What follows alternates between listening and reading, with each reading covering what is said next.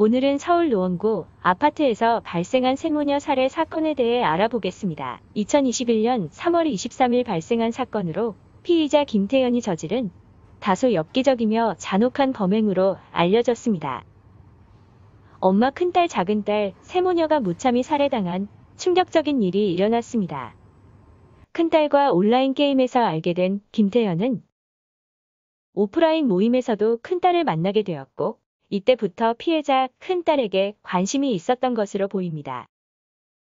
큰딸은 김태현과의 SNS 채팅 과정에서 실수로 집 주소를 노출하게 되었고 주소를 알게 된 김태현은 올 1월에도 집 주소를 찾아 집을 방문해 가족들과도 만난 사실이 밝혀졌습니다. 이때부터 가족들은 스토킹에 시달리기 시작했으며 큰딸은 김태현의 번호를 차단했으나 다른 전화로 수차례 전화를 걸어와 경계했던 것으로 보입니다. 사건이 일어난 날은 작은 딸만 집에 있었고 김태현은 퀵서비스 기사라며 초인종을 눌렀고 작은 딸이 문을 열어주자 집으로 들어가 작은 딸을 살해하고 조금 기다리자 어머니가 귀가했고 어머니도 살해했으며 큰딸이 귀가하자 큰딸마저 살해한 충격적인 일이 발생한 것입니다.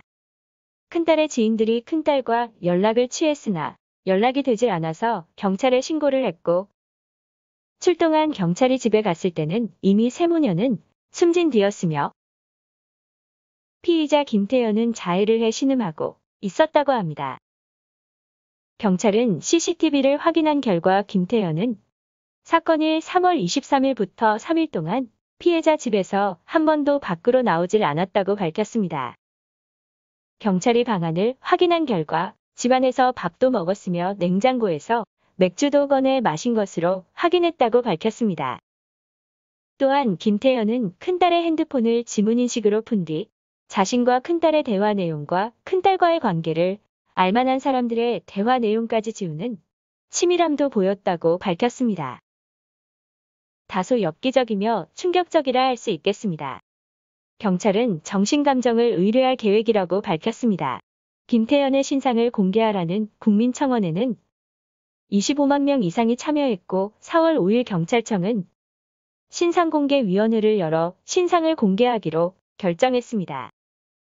자해를 한 김태현은 병원 치료를 받은 후 퇴원했고 퇴원과 동시에 체포돼 조사를 받았으며 조사과정서 모든 혐의를 인정해 지금은 구속이 된 상태입니다. 다시는 이런 안타까운 일이 일어나질 않기를 바라며 삼가 고인들의 명복을 빕니다. 추후 소식이 전해지는 대로 영상을 올리겠습니다. 시청해주셔서 감사합니다.